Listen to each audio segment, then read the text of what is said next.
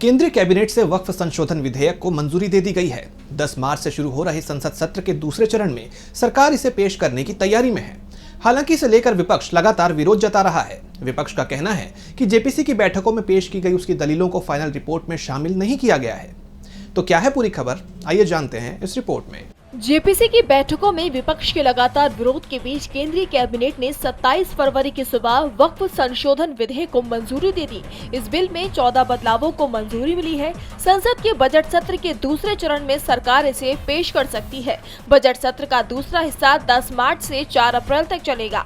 बता दें कि ज्वाइंट पार्लियामेंट्री कमेटी यानी कि जेपीसी की रिपोर्ट के आधार पर वक्फ बिल का नया ड्राफ्ट तैयार किया गया है। इससे पहले बजट सत्र के पहले चरण में 13 फरवरी को वक्फ बिल पर जेपीसी की रिपोर्ट संसद में पेश हुई थी। विपक्ष ने इस रिपोर्ट को फर्जी बताया था। इसके बाद संसद में काफी विरोध भी देखने को मिला था।